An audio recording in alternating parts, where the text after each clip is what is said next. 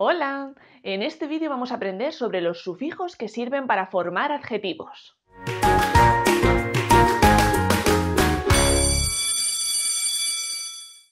Antes de comenzar el vídeo, os recomiendo que reviséis el de prefijos y sufijos, donde aclarábamos qué eran los sufijos y cómo se usaban para formar nuevas palabras. Para hacer un repaso rápido, recordaos que los sufijos son morfemas derivativos, es decir, se usan para crear palabras derivadas y se colocan detrás de una palabra que ya tiene un significado completo. Hay varios sufijos que podemos añadir a una palabra para convertirla en un adjetivo. Sin embargo, no todos estos sufijos sirven para todas las palabras. Con unas palabras debemos usar unos sufijos concretos y con otras otros sufijos. Nosotros nos vamos a centrar en estos: ble, oso u osa, en caso de que sea femenino, y el sufijo al. Si partimos del verbo lavar y quiero decir que una cosa se puede lavar, quiero formar un adjetivo con este verbo, diré que algo es lavable. Si en vez de partir de un verbo parto de un sustantivo como cariño y lo que quiero es formar un adjetivo para expresar que una persona derrocha ese cariño, lo que voy a usar va a ser el sufijo oso u osa.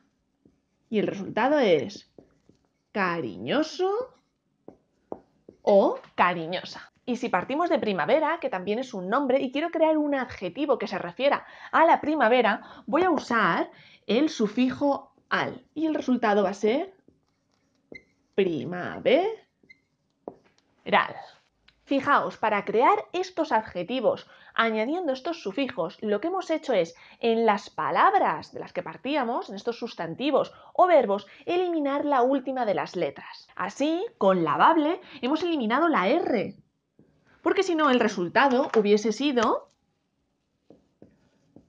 escrito lavar y luego ble, y la palabra hubiese sido lavarble, que no es correcta. Hemos eliminado, por tanto, esta R. Lo mismo hemos hecho con cariño para formar cariñoso o cariñosa. Si no hubiésemos eliminado esta O, el resultado hubiese sido una palabra como cariñoso o cariñosa. Se hubiese duplicado esa O. Y finalmente con primaveral hemos hecho exactamente lo mismo. La última letra la hemos eliminado. Si no lo hubiésemos eliminado, ¿qué hubiésemos escrito?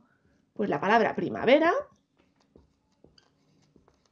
y después el sufijo al. Y el resultado hubiese sido una palabra como primaveral, con doble A, que también hubiese sido incorrecta. Como os he comentado antes, no todos estos sufijos valen para todas las palabras. Estos sufijos sabemos que sirven para formar adjetivos, pero eso no quiere decir que encajen en todas las palabras. Vamos a verlo con estos ejemplos. Si yo quiero escribir un adjetivo que parta del sustantivo semana, lo que quiero hacer es indicar que algo se hace todas las semanas. Bueno, quiero crear ese adjetivo. ¿Qué sufijo utilizaré? Tengo tres opciones entre estas que hemos visto. Sé que la última A la voy a tener que eliminar, como he hecho con las últimas letras de estas palabras con las que hemos trabajado antes. Y ahora empiezo a hacer esas combinaciones. Puede ser que si uso ble, el resultado sea semanble. Si uso oso, osa, semanoso, semanosa. Y si uso al, semanal. ¿Cuál es la opción correcta? Usar el sufijo al. Y el resultado es la palabra semanal, algo que se hace todas las semanas. Vamos con la segunda palabra, que es un verbo. Sé que la última letra voy a tener que eliminarla y ahora, ¿qué sufijo encaja con el verbo entender para crear un adjetivo que tenga que ver con lo que significa entender? La solución es entendible.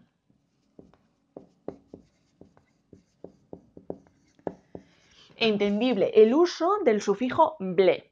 Pero algunos os habréis dado cuenta de que aquí tenemos una E y aquí hemos escrito una I. Y es que hay palabras que varían ligeramente para adaptarse a la nueva categoría gramatical. En este caso, a ser un adjetivo. Esto pasa con muy pocas palabras. La mayor parte de ellas siguen la regla que hemos visto, simplemente eliminar la última de sus letras y añadir detrás de esta palabra a la que hemos eliminado esa última letra el sufijo. Por lo que estas excepciones es mejor aprendérselas. De entender no decimos entendeble, decimos entendible. Hemos sustituido la E por una I. y terminamos con seda. Eliminamos la última letra, nos quedamos con sed y ahora, ¿qué sufijo utilizamos? Podemos utilizar sed, ble, sedoso o sedosa o sedal. ¿Cuál es la opción correcta? Efectivamente, la opción correcta es la segunda. Sedoso. Añadimos el sufijo oso.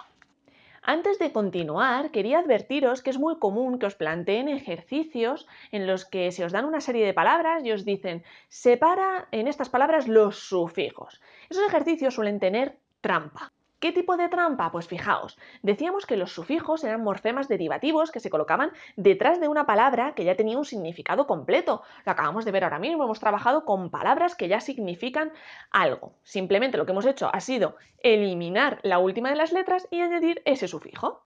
Pero hay palabras que os confunden. ¿Por qué? Porque son palabras que de manera natural terminan en ble, en oso o en osa, o terminan en al. Entonces vosotros veis esas terminaciones, veis esos sufijos y decís, vale, esto es un sufijo.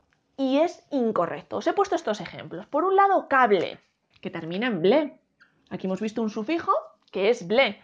Y metal, que termina en al, que también hemos visto este sufijo que es al. Si en un ejercicio con varias palabras vosotros en lo único que os fijáis es en la terminación de las palabras y decís, bueno, ble es que es un sufijo, y no vais más allá, el ejercicio va a ser incorrecto, lo vais a tener mal.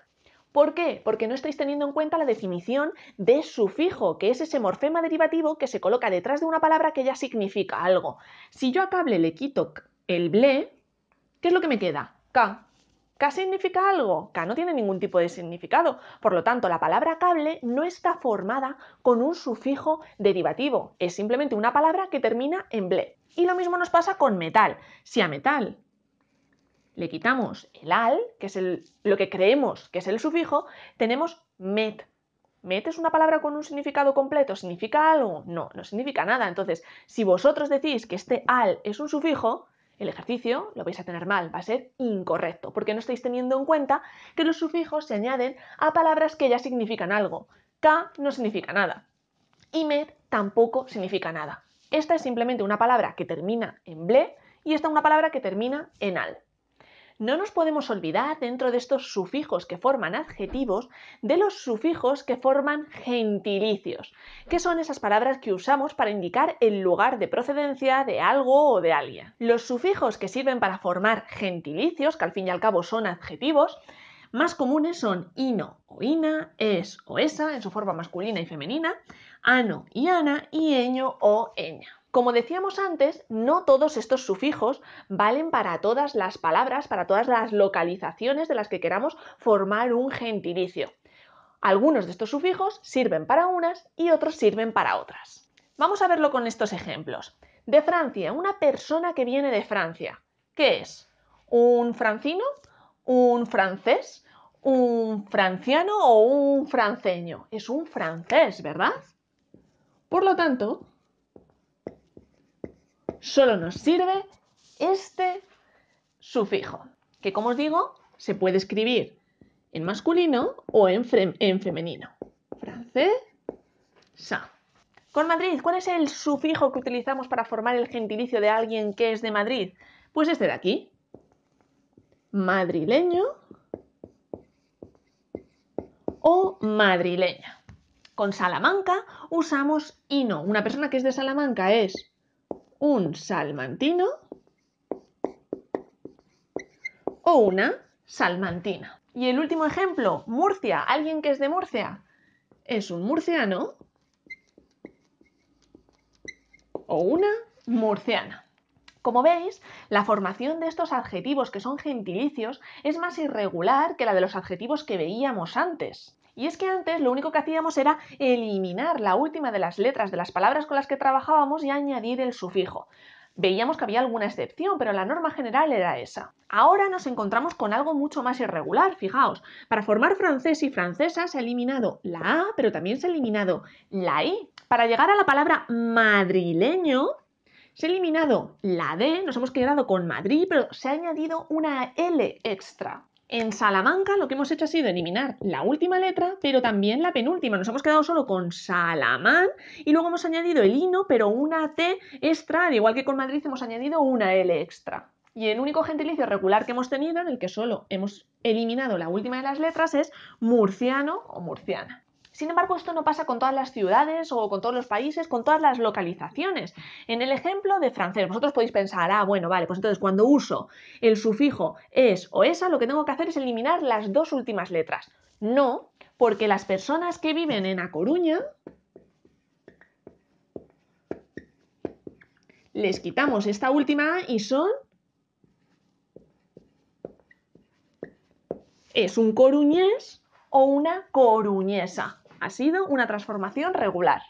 Por tanto, la formación de gentilicios es algo más compleja. Casi la debéis de aprender de memoria, porque tampoco hay una explicación que nos diga en qué lugares debemos usar ino, en qué lugares debemos usar es o en qué lugares debemos usar eño. Pero además es que estos no son los únicos sufijos que sirven para crear gentilicios. Hay otros sufijos, como el sufijo ense. Estos son los más comunes, por eso os he indicado solo esos. Pero hay otro sufijo, como ense, que nos sirve para hacer referencia a las personas que viven en Canadá, por ejemplo. La persona que vive en Canadá es un canadiense.